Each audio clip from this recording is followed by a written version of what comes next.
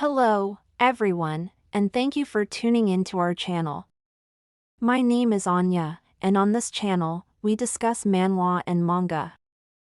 The story begins where our hero is standing with his red eyes on the peak of the mountain. Also, he is wearing a mask and ferociously looking at the emerging monsters. There is no fear on his face because he himself is the name of terror. With his shining sword, he is slicing the monster into pieces. Not only this, he demands more because he wants to split them apart. On the other hand, we see a person who is watched by the goblins. They are watching him, and one of them gives a green signal to attack.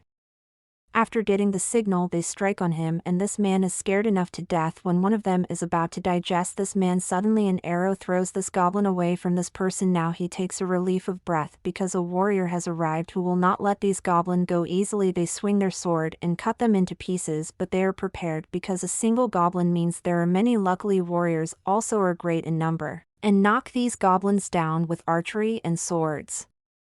Later we meet with Fate, whose stomach is constantly growling. Further, his condition worsens because he has only one job, a doorkeeper. It's not their fault that he is the keeper, rather he is thankful for having this job because he has a pathetic status. In his status there is nothing of which he can be proud of. He has only gluttony skill. That's why his stomach always growls. In comparison to him, other warriors are pleased because they have beaten goblins and reached the 6th level after this warriors.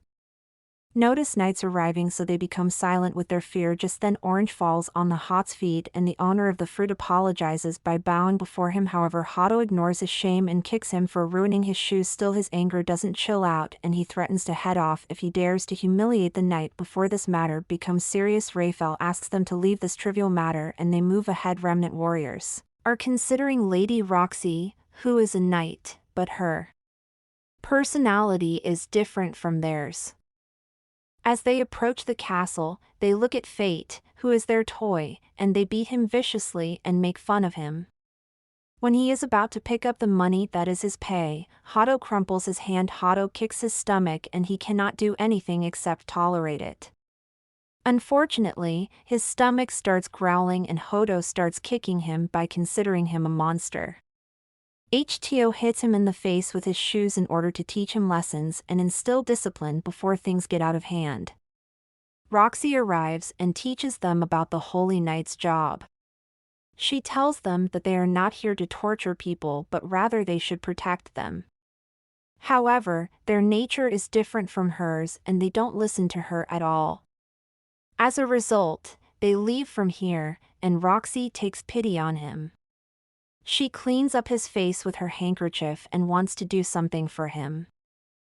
However, he is aware that Raphael will not leave him, so he barkeeps arrives and watches the injuries on his face, and he has understood everything. The barkeeper doesn't want his end like the previous one who guards the door. These impudent knights also killed the previous one by abusing and beating him to death. Also, he wants to give him a job in the bar to save his life. Listening to this, Fate puts the amount on the table and moves because he can't let anyone get involved in his matter.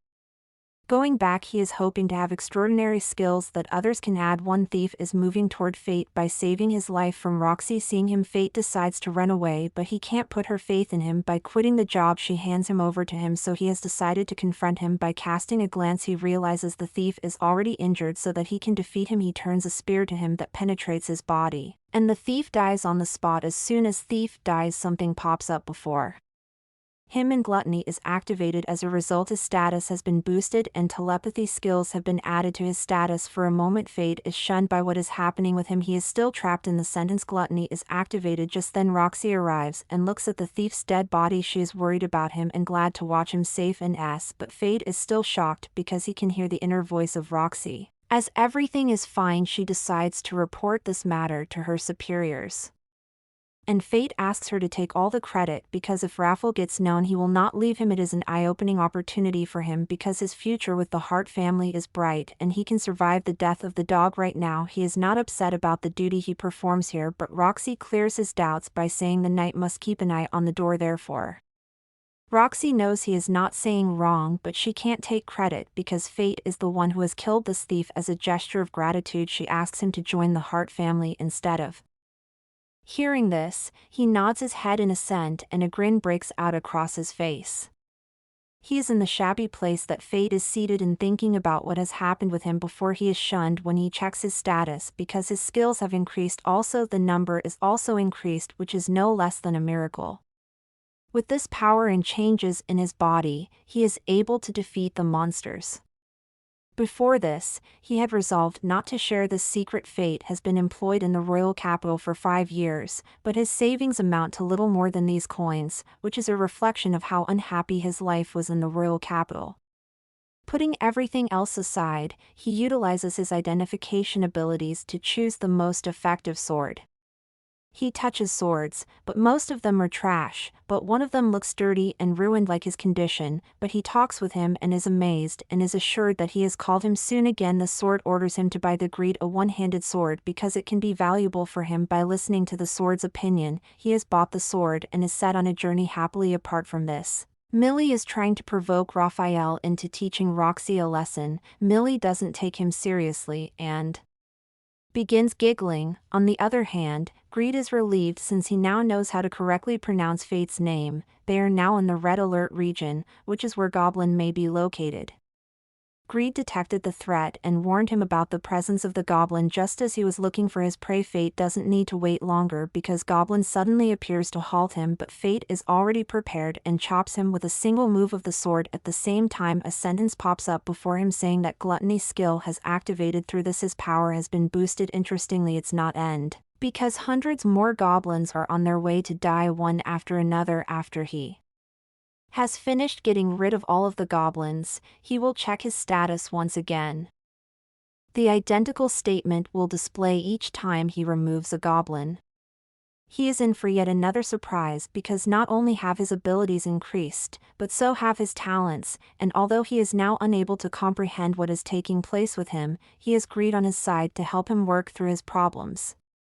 Greed reveals that most people are born with the usual skills that take them to the higher place or their experiences boost up their level, but some rare people adopt extraordinary skills like gluttony. Through this, the owner has the potential to grab the skills and power of his rival. This is happening with him, so he shouldn't be surprised. Also, he advised him not to share this secret with anyone because his power has surpassed the Divine One, so it's better to fight alone. But Fate is lucky because he has the ability to grab the skills and power. Greed orders him to freshen up him because Greed is like a gem that needs maintenance to shine. Still, Fate thinks of having meat before fixing the sword because he hasn't heard of luxurious food for 5 years. Before he completes his sentence, he is encountered by a scoundrel dragging a child with him. She asks for help and Fate checks his status, which is not higher than his, but he knows the scoundrel is hiding his power for those who can do this. Fate even can't imagine what he can do. Despite this, Fate decides to beat him because he can't let this child alone with this rascal. On the other hand, he takes her to an isolated place and binds her with an iron chain. The scoundrel considers her trash and brings her here to serve the night. The girl is weeping because she can't do anything to save her. Fate is also there, who is watching her suffering when he is about to proceed. Greed restrains him from moving forward. He shouldn't meddle in this affair because he knows this person can be tough in his comparison. Also, Fate can't leave this girl alone to bear the torture, and it's not his style. If you found it enjoyable, we ask that you like it and subscribe to our channel so that we can bring you more engaging stuff. Keep an eye out for more videos coming soon.